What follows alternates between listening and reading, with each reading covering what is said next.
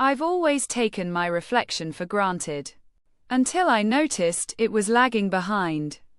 At first, it was just a slight delay. Almost imperceptible. But it was enough to make my skin crawl. I remember the day it started like it was yesterday. I was getting ready for work, brushing my teeth in front of the bathroom mirror. As I spat out the toothpaste, I caught a glimpse of myself out of the corner of my eye. But it wasn't quite right. My reflection was a fraction of a second behind. Its mouth still closed. Still brushing its teeth. I spun around, wondering if I was seeing things. But when I turned back, the delay was still there. I tried to shake it off as a trick of the light. But the image lingered in my mind. Over the next few days, I found myself glancing in mirrors more often, just to check if the delay was still there. It was. Always about 1 second behind. I started to feel like I was losing my grip on reality. Was I really seeing this? Or was it just my imagination playing tricks on me? I tried to talk to my friends and family about it, but they just laughed it off, telling me I was stressed or tired. But I knew what I saw. As the days turned into weeks, the delay started to get to me. I'd catch myself staring at my reflection, waiting for it to catch up. I'd wave at myself, just to see if my reflection would wave back. But it would always be a beat behind. It was like I was living with a shadow. A constant reminder that something was off. I started to feel like I was living in a dream, where nothing was quite real. I'd find myself wondering if I was the one who was really in control, or if my reflection was just mimicking my movements. The uncertainty was eating away at me, making it hard to sleep at night. I'd lie awake, staring at the ceiling, wondering if my reflection was still lagging behind, even when I wasn't looking.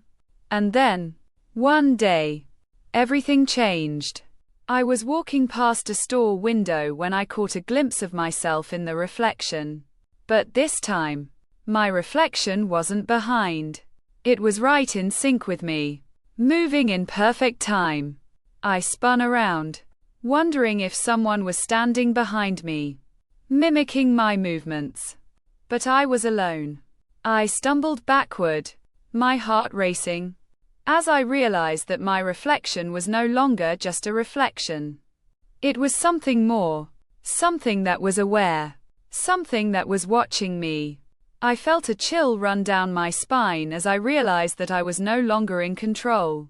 My reflection was now the one leading the way. I tried to run, but my legs felt heavy, like they were rooted to the spot. I was trapped, forced to watch as my reflection started to move on its own. It smiled at me, a cold, calculating smile. And I knew that I was in trouble. I was no longer the one in charge, and I had no idea what my reflection was capable of. As I stood there, frozen in terror, my reflection started to change. Its eyes turned black, like two voids sucking in the light around me.